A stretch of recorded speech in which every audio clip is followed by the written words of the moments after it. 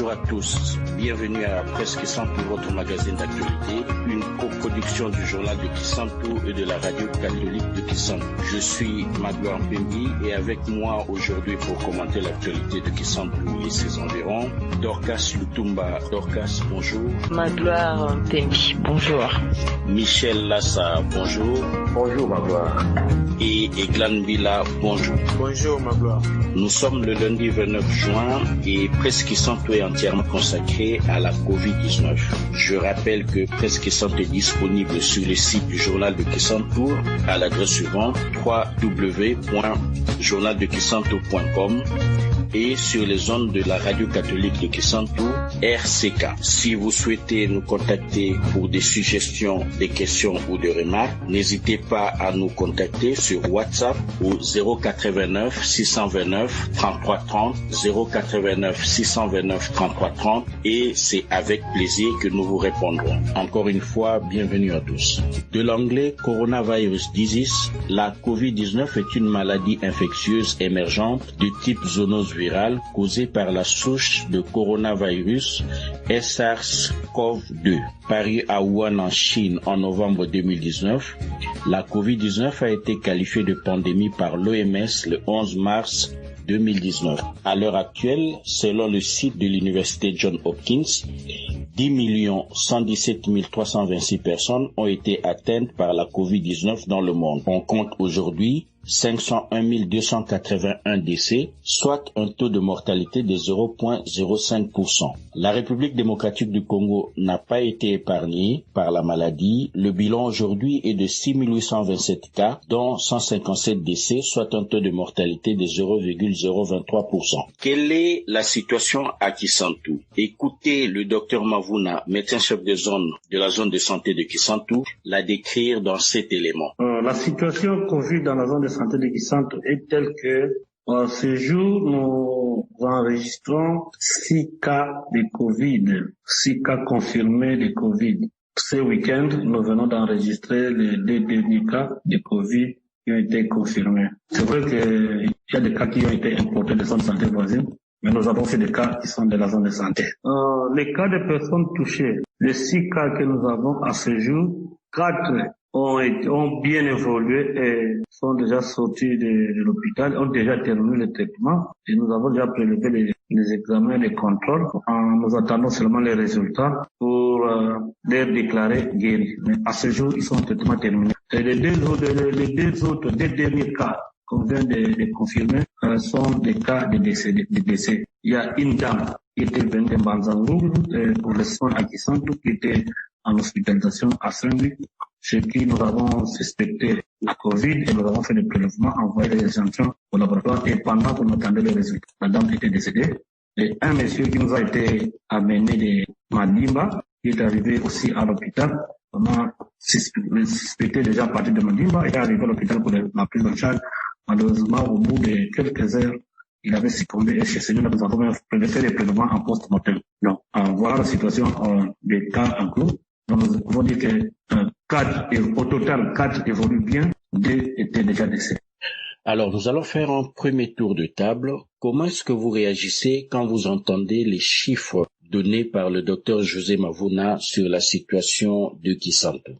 Bon, écoutez, quand j'entends ces chiffres, bon, ma première réaction, on n'est pas scientifique, hein. Je dis juste, que Dieu est grand, parce que Dieu est grand, ça me surprend. Voilà, parce que je n'arrive pas à admettre que jusqu'en ces temps, ce chiffre soit si bas. Voilà un peu ma réaction sur ce chiffre de 6 cas contaminés. Bon, moi je dirais ceci, par rapport à ces nombres de cas confirmés ici à Kisantu, je vois que l'évolution est bonne.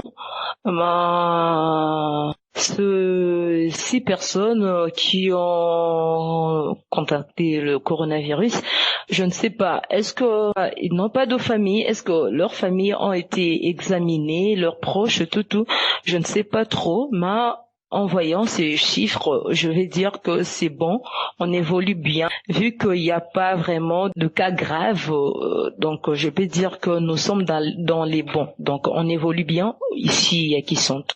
Moi, je dirais je suis de même avis que M. Michel, sauf que je dirais s'il faut encore essayer de continuer toujours de sensibiliser les habitants de Kisantu parce que jusque-là, la pandémie existe encore. La pandémie est toujours là, sauf que la plupart des habitants, en entourage, je dirais même à 85% des habitants de Kisantu ne croient pas que cette maladie existe vraiment ici à Kisantu.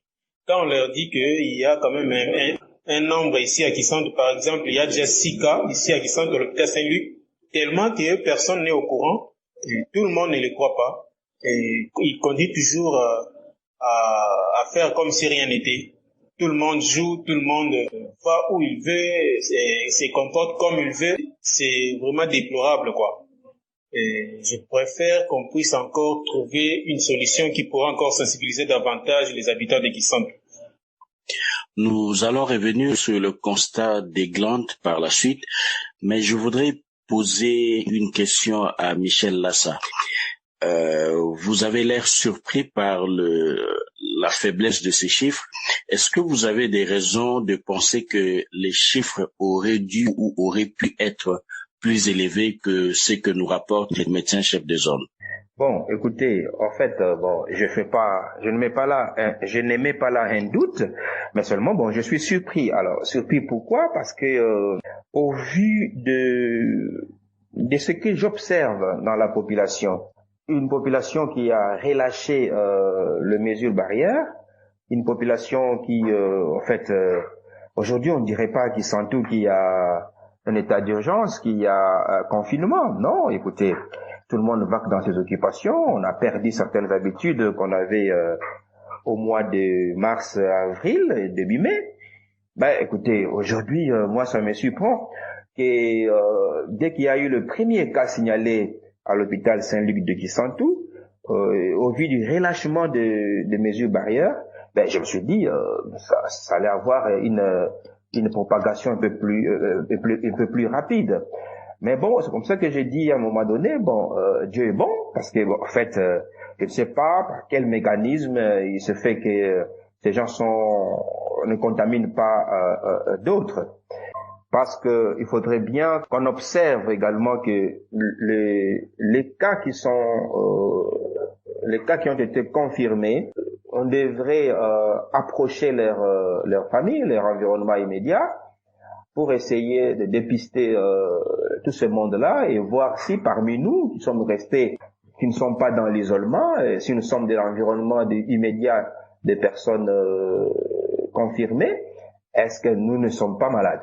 Donc c'est là où mon inquiétude est plus grave, parce qu'il devait avoir un recensement de l'environnement immédiat des personnes contaminées, mais également des échantillons en cours, ce qui générerait des échantillons en cours d'examen.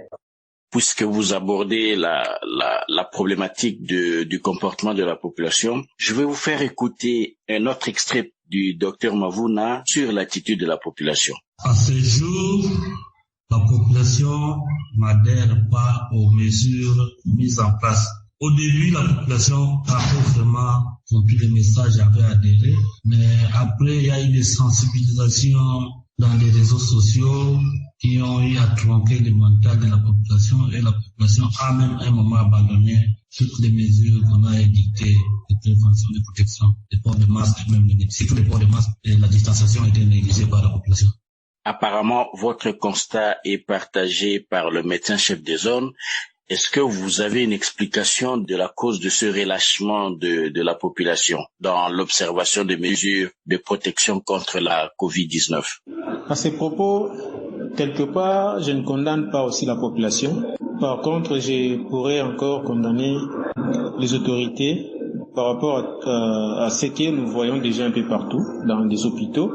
S'il faut sortir de notre contrée, par exemple, à Kinshasa, partout, où nous voyons dans les réseaux sociaux les gens qui réclament que ils ne sont pas contaminés, leur famille, parfois il y a eu des morts, ces gens-là qui sont morts, ils ne sont pas morts du coronavirus, et parfois il y a une maman qui va à l'hôpital avec sa fille qui a un autre problème, déjà les médecins ne les reçoivent pas, et après la fille meurt sous le bras de sa maman.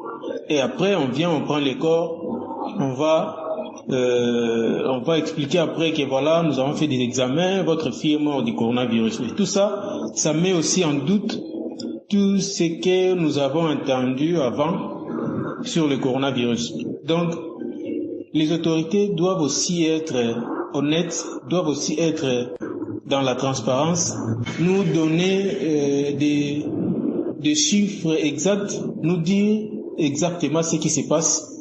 S'il y a quelqu'un qui est mort du coronavirus, on dit clairement qu'il est mort du coronavirus. Au cas contraire, on nous dit simplement que la personne n'est pas morte du coronavirus. Nous avons tous suivi des vidéos un peu par-ci par-là qui montrent parfois des gens à l'hôpital qui demandent la nourriture au lieu de demander des soins médicaux.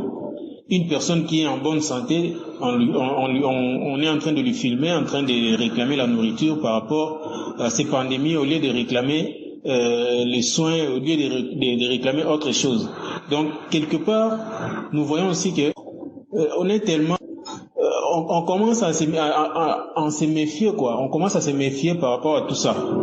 Donc, je crois que la population, quelque part, a aussi besoin d'éclaircissement. La population a aussi besoin des dirigeants qui sont un peu honnêtes, quoi. Des dirigeants qui sont transparents. Ça pourra encore nous aider davantage pour ne pas avoir encore d'autres cas, pour ne pas augmenter les chiffres, quoi. Bon, écoutez, on dit toujours tout passe, tout lasse et puis tout casse. C'est-à-dire, l'état d'urgence a été déclenché en mars, autour du 20 au 25 au 28 mars, et la population s'est mise en garde. Les sensibilisations s'en est suivies. En tout cas, qui sont tout, on sentait vraiment que les gens restaient chez eux à la maison. Quelque peu, on voyait des gens sortir dans la rue, aller acheter de quoi, puis rentrer. Et puis, tout un mois s'est écoulé. Nous sommes en avril maintenant. Avril s'est écoulé. Il y a des avis partagés sur la maladie. Beaucoup de jeunes n'y croient pas. Et comme a dit le docteur Mavuna, le médecin-chef des zones, les réseaux sociaux qui sont trop près de Kinshasa, tout ce qui se dit à Kinshasa est suivi à la radio, à la télé, le mécontentement des gens d'écouter, tout ça sont des raisons qui ont fait que, bon, un mois et demi après, il n'y a pas de cas signalés à Kisantou. Fin mai, les gens croient que c'est une maladie qui n'est pas réelle, qui n'est pas avec nous. Bon, les gens ont pris l'habitude de reprendre leurs habitudes. Donc, plus de lavage des mains, pas des cache-nez, ainsi de suite.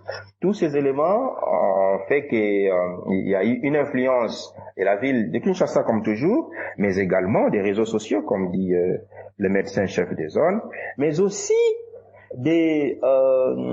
cet esprit un peu traditionnel et spirituose traditionnel, j'allais dire, qui fait croire au Bakongo qu'ils sont couverts par une main visible de Nzambi Mpungu Tulendo. Voilà. Moi, j'ajouterais ceci, de l'apparition de cas ici au Congo central, je n'étais pas surprise parce que voyant notre frontière, il n'y avait pas vraiment un sérieux contrôle sur le plan des contrôles, il y avait vraiment de passage donc sans contrôle.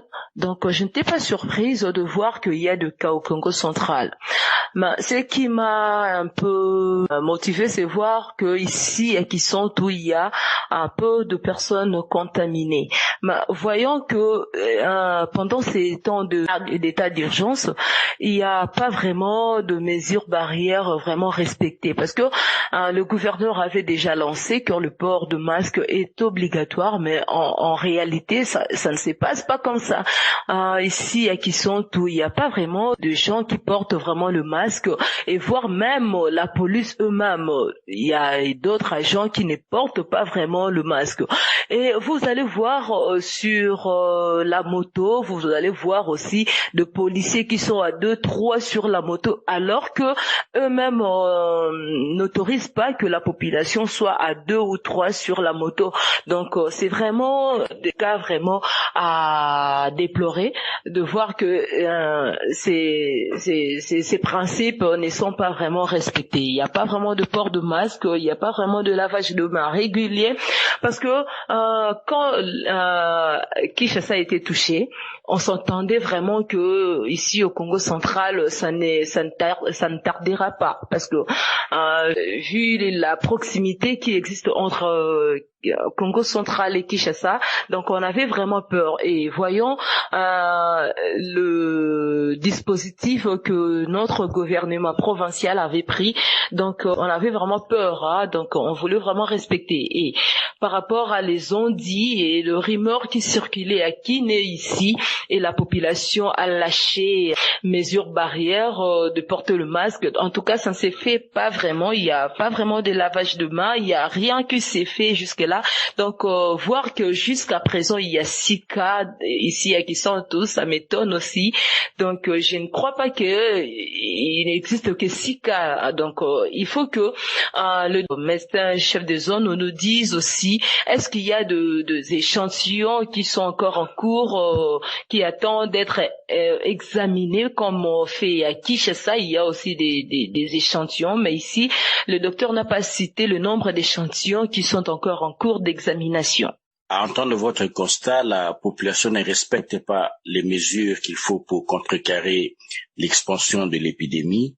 Je voudrais vous faire écouter un autre extrait, un troisième du docteur Mavuna, qui explique un peu quelles sont les mesures qui ont été mises en place pour arrêter l'épidémie, pour limiter l'expansion de l'épidémie.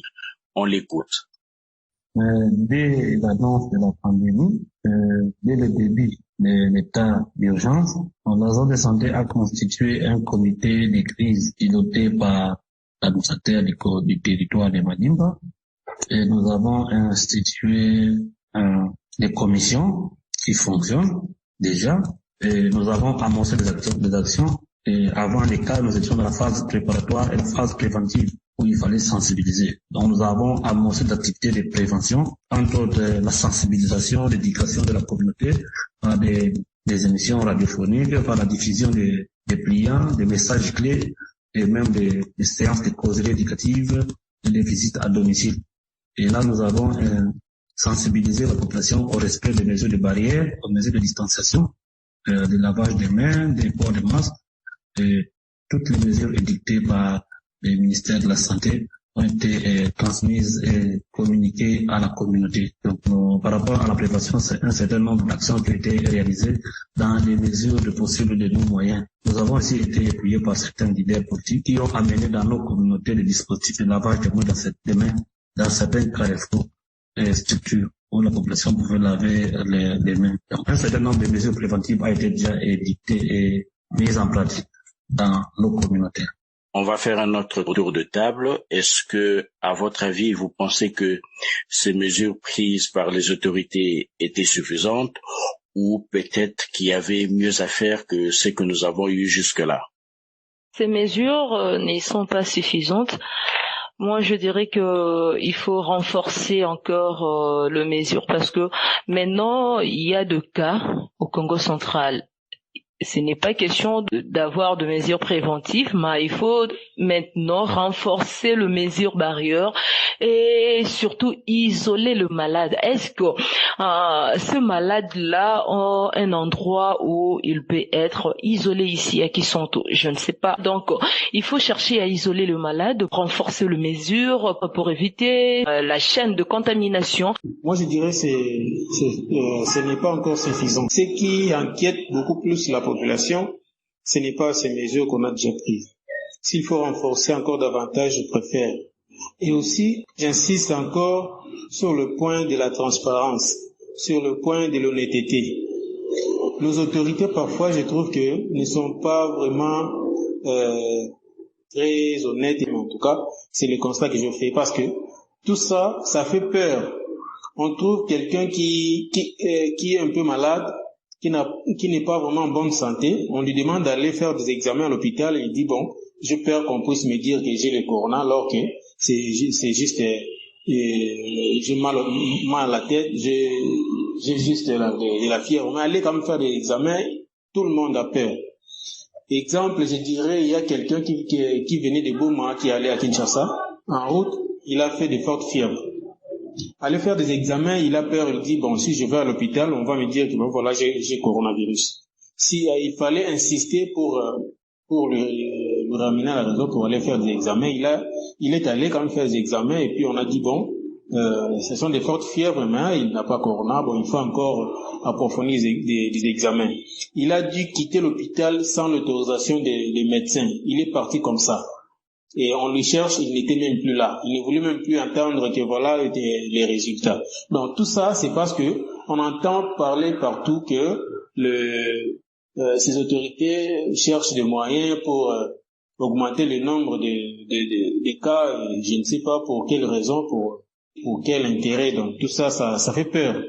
Il faut surtout que les autorités soient honnêtes, soient transparents.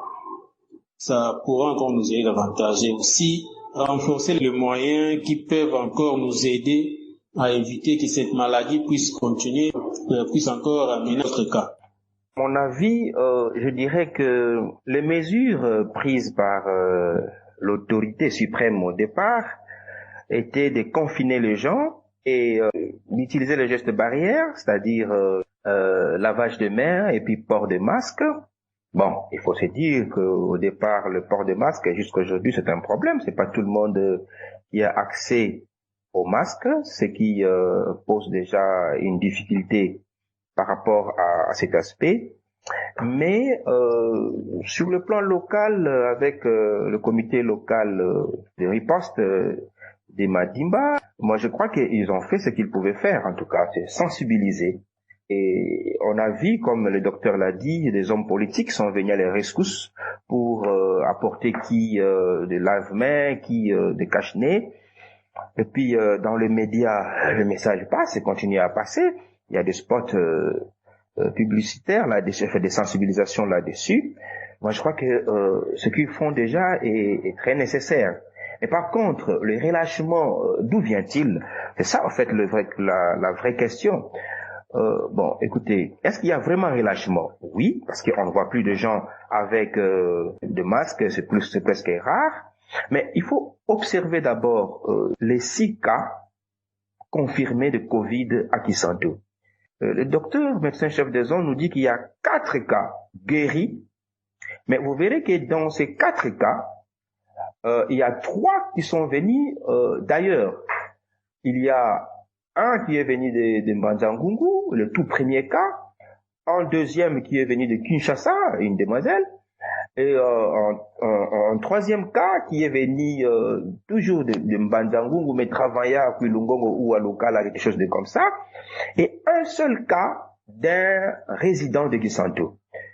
Donc, par rapport à ces éléments, et puis j'ajoute encore les 2 derniers cas qui viennent de recevoir, qui sont, a-t-il dit, de Madimba et de Mbanza-Ngungu encore. Donc, vous voyez que quand j'analyse le comportement du Kisantois, je me dis, ben, il se protège bien. Il se protège bien, c'est qu'il a compris les différentes mesures de sensibilisation. Mais par ailleurs, on ne le sent pas dans le rue. Le confinement, ben, ça n'existait pas. Mais qu'est-ce qui fait que les natifs, les résidents, jusque-là, on n'a qu'un seul cas. Bon, c'est peut-être aussi le simple fait qu'une fois il y a un cas détecté, il est vite isolé. Parce que déjà, à l'hôpital Saint-Luc, on a pris un dispositif d'un bâtiment qui reçoit ces genres de cas suspects en quarantaine. Au début, c'était à la clinique, le malade à Cal.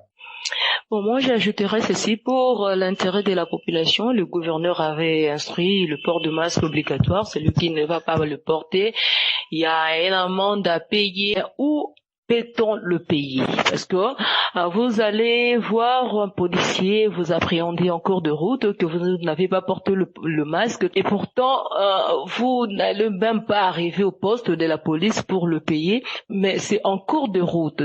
Quand c'est fait aux barrières de Kinshasa, Congo central, c'est comme ça. Donc la population voit que les policiers sont là que pour faire leur corona business.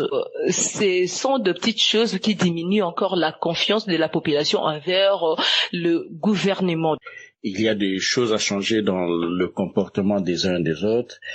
Il y a un travail à faire de la part des autorités pour regagner la confiance de la population.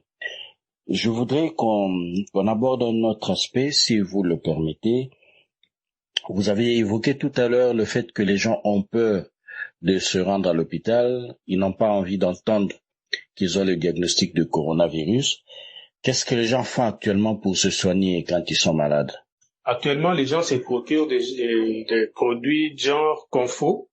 Confo, c'est un produit pharmaceutique que les gens utilisent pour appliquer dans le corps ou dans les narines, ou encore mettre quelques gouttelettes dans la tasse de thé pour boire. Ça soulage et aide aussi beaucoup. Quand on a par exemple le mal de tête, on l'applique.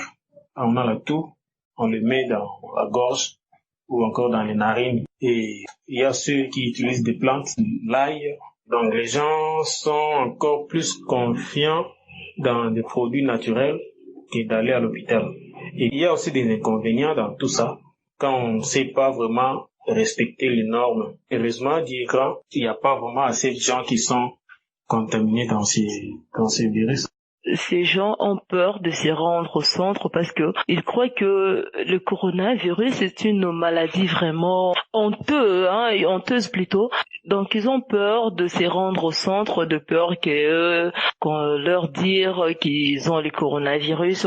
Donc ils procèdent par l'automédication, c'est-à-dire ils prennent les paracétamol eux-mêmes au cas de fièvre et ils pratiquent le médicament traditionnel, je dirais comme de thé là à base de Cinda ou quoi que ce soit pour se soigner. Donc pour eux, il peut être guéri de façon traditionnelle avec de médicaments traditionnels. Donc ils ont peur de se rendre, de peur qu'ils soient isolés. Donc ils pratiquent l'automédication. C'est un peu ça, c'est que les gens font pour être soignés de leur maladie.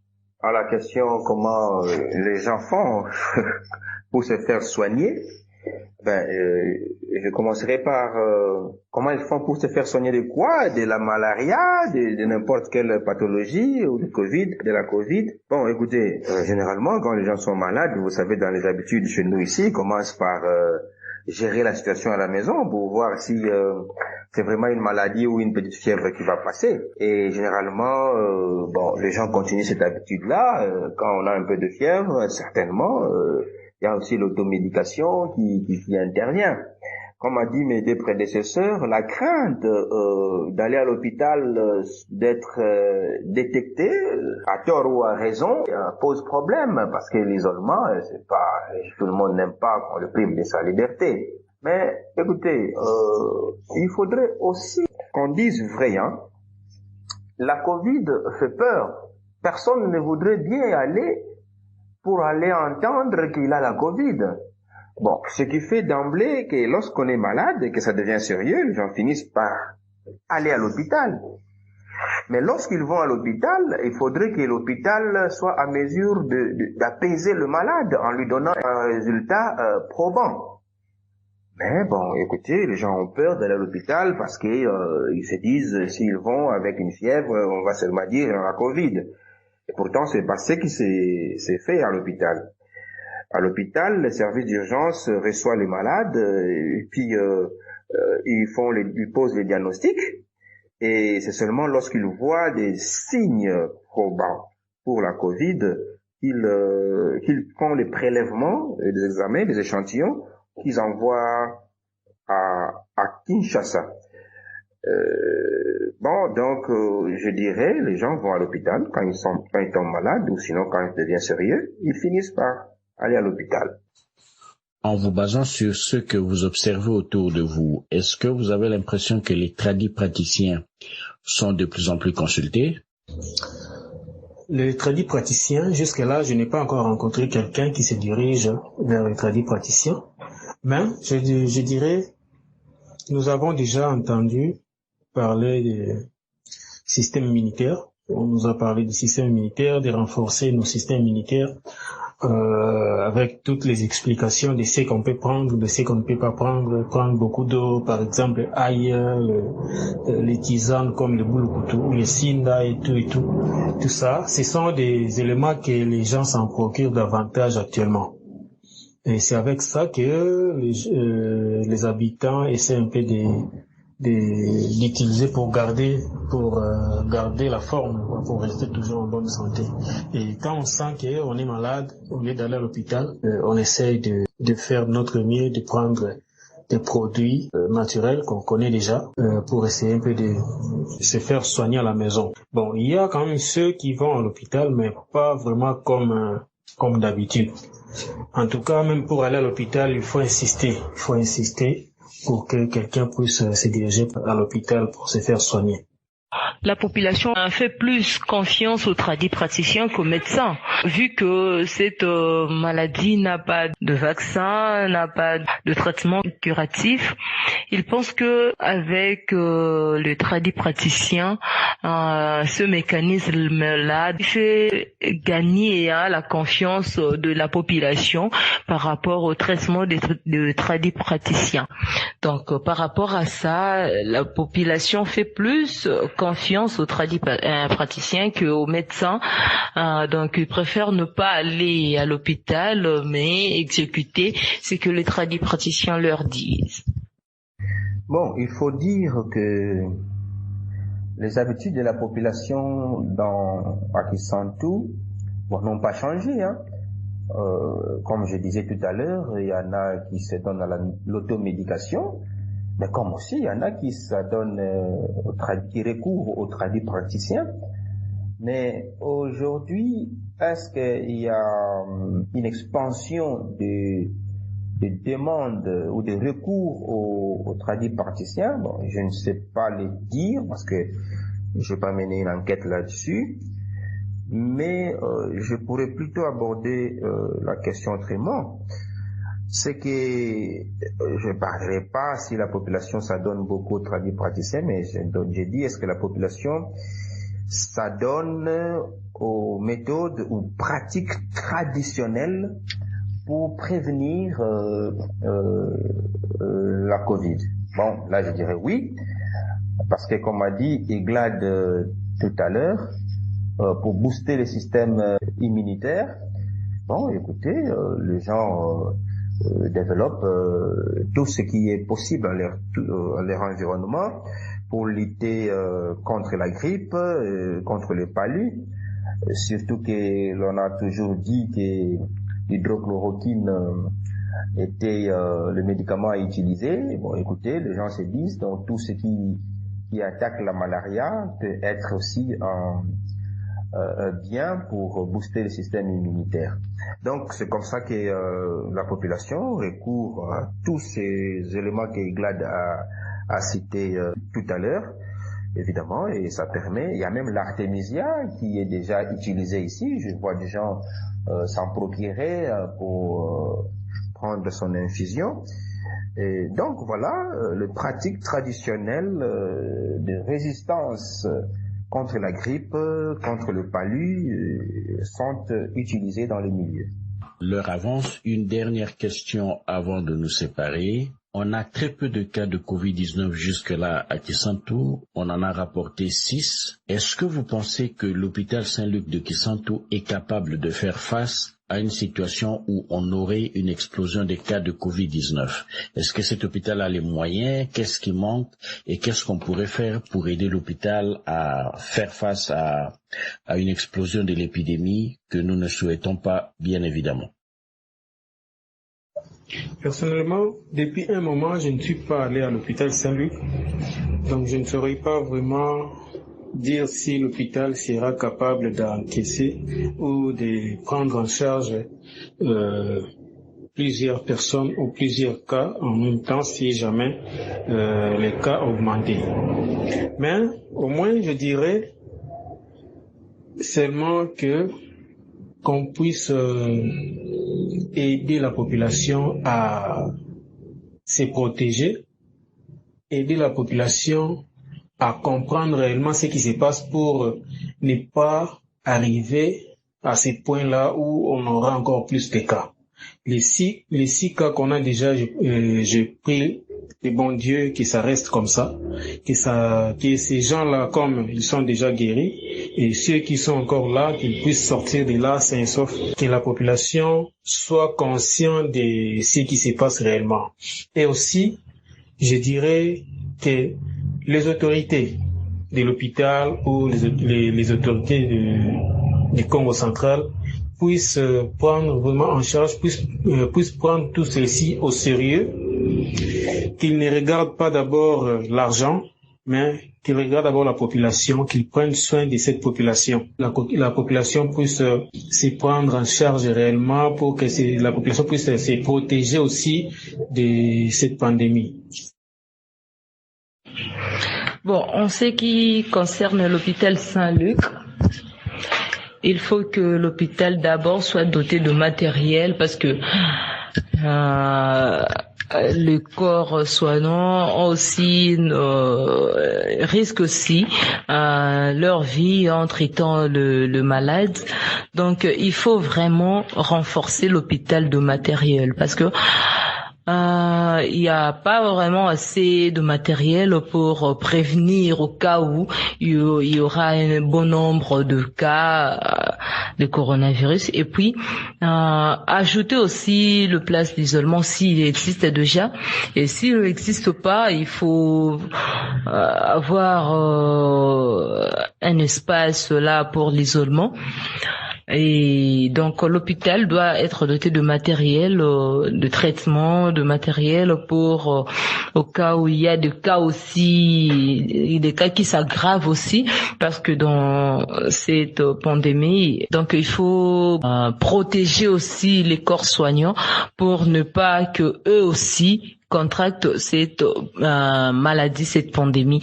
Donc c'est un peu ça, donc question de renforcer l'hôpital et de chercher encore d'autres espaces ici qui sont pour l'isolement, pour isoler les malades plutôt. Et aussi ceux-là qui seront isolés, il faut prévenir leur nourriture, leurs moyens, tout, donc qu'ils ne manquent de rien, surtout le médicament pour leur traitement et surtout ça. Donc l'hôpital en a vraiment besoin. S'il n'y a pas, donc ça sera vraiment un très grand problème pour l'hôpital de façon de gérer le malade et de soigner aussi le malade.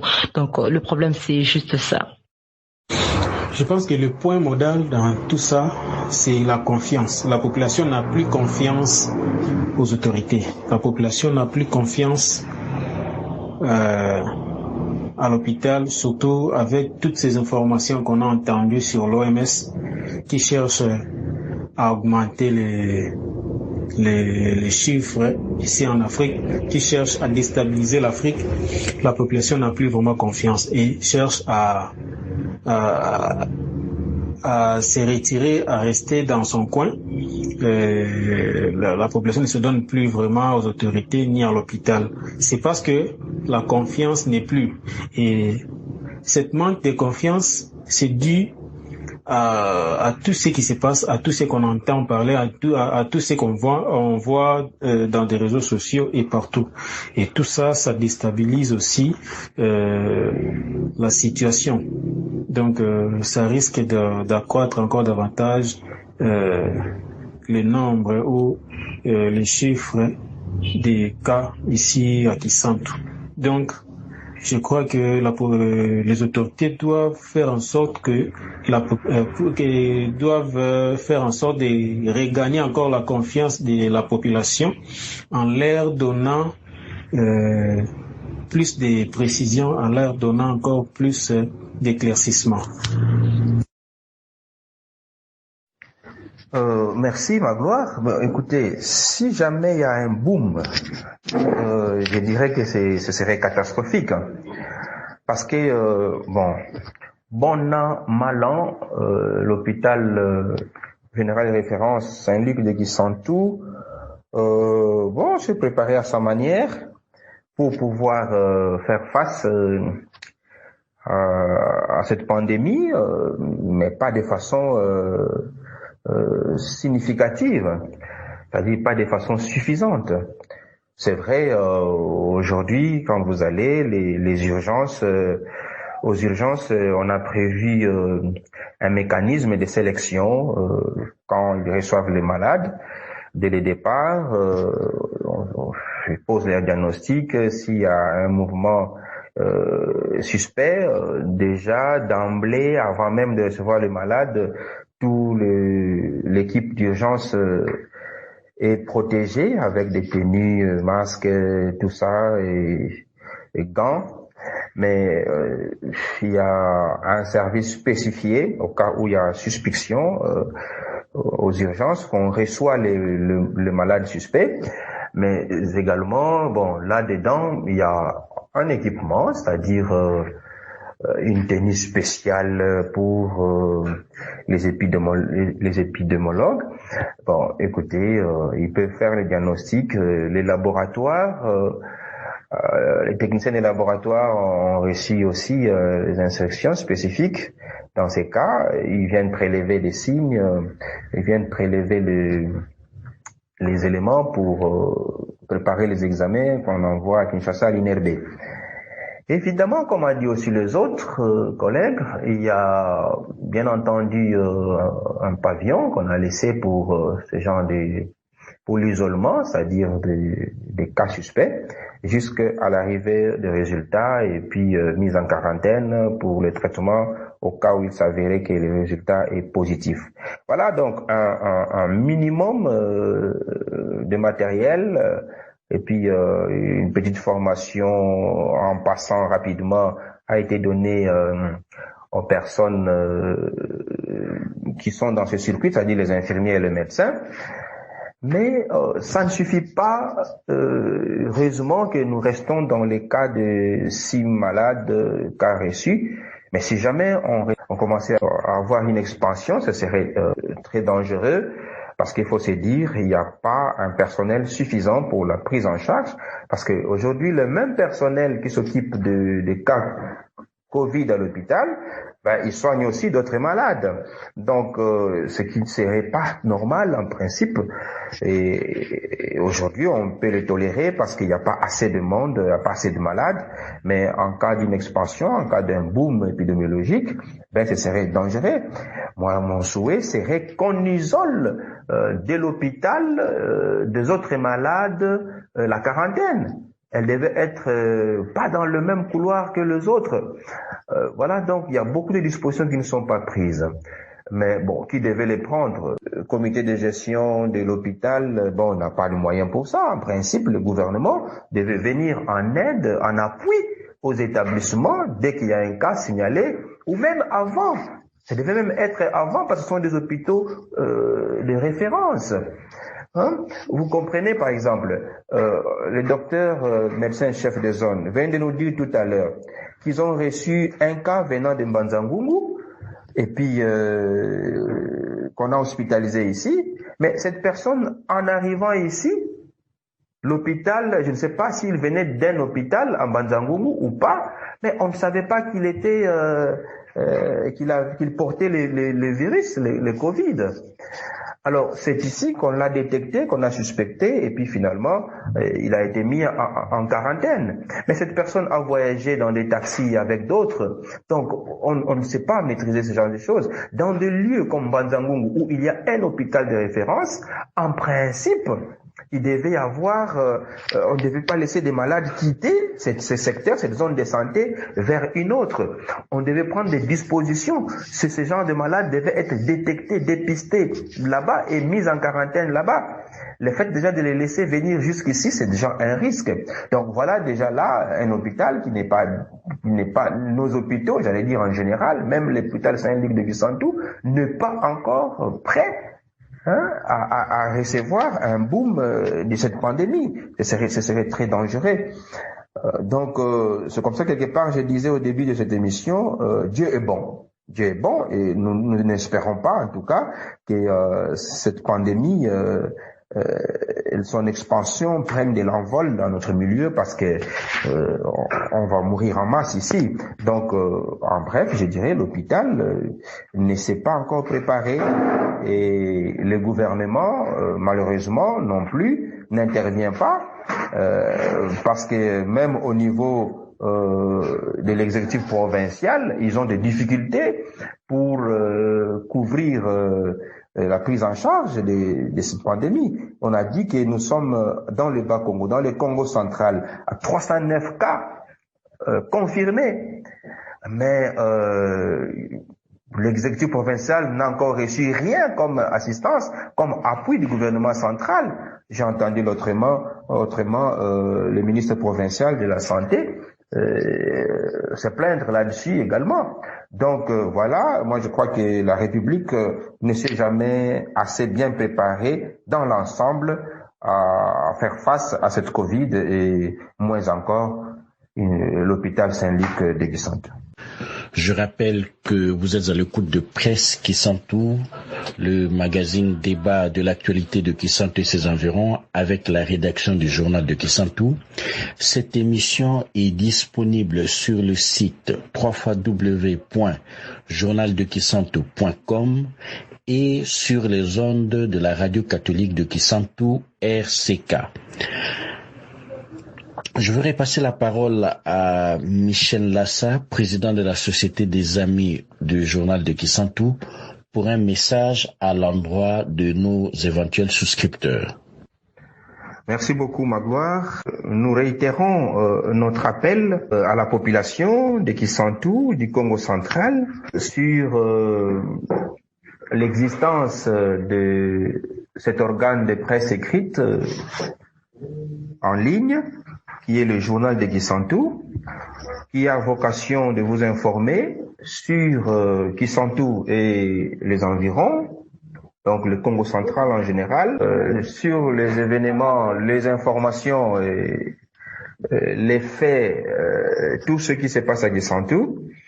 Donc, pour réaliser cette mission, l'équipe de la rédaction du journal de Kisantu a besoin de la participation de tout le monde parce que c'est une œuvre communautaire que nous réalisons à travers le média.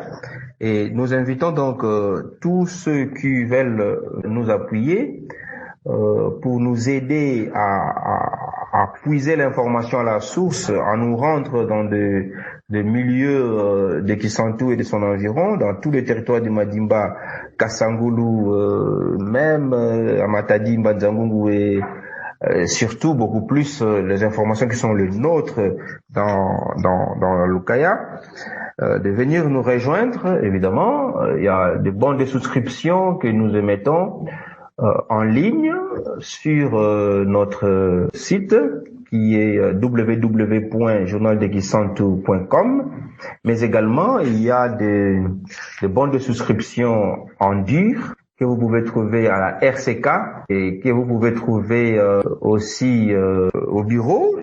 Donc à partir des numéros que je vais vous donner, le 085 252 47 47, je l'ai dit autrement, 08 52 52 47 47. À travers ce numéro de contact, vous pouvez nous atteindre et avoir le bon de souscription, le formulaire de souscription qui pourrait faire de vous un membre de la Société des Amis du Journal de Kisantu. Et comme tel, vous pouvez participer dans notre groupe WhatsApp, qui est un groupe de discussion, mais qui est aussi un groupe d'information sur tout ce qui se passe au sein de la communauté des amis du journal de Kisantu. Aussi, je veux lancer ici un rappel à tous ceux qui ont pris leur adhésion et rempli leur bon de souscription l'année passée, de continuer à demeurer fidèles à cet organe de presse, à notre groupe, pour que nous améliorons davantage la qualité de nos prestations. Merci à tous d'avoir participé. Merci à Michel Lassa, merci à Dorcas Lutumba, merci à Eglan Mila. C'est notre devoir dans les médias de rappeler que la Covid-19, ce n'est pas une légende, c'est une maladie. On compte aujourd'hui dans le monde 10 117 326 cas, dont 501 281 décès. C'est une pandémie qu'il faut prendre au sérieux et nous redemandons à la population de respecter les mesures édictées par les autorités. Dans quelques heures, restez branchés. L'interview que nous a accordé le docteur Mavouna, médecin-chef de zone de la zone de santé de Kisantu, sera en ligne en intégralité sur le site du journal de Kisantu.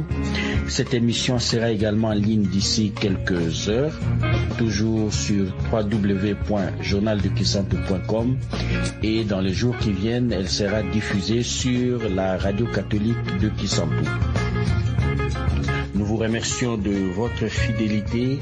Nous vous rappelons que vous pouvez nous réécouter en podcast sur Internet, mais aussi sur notre groupe de discussion www.journaldekisantu.com.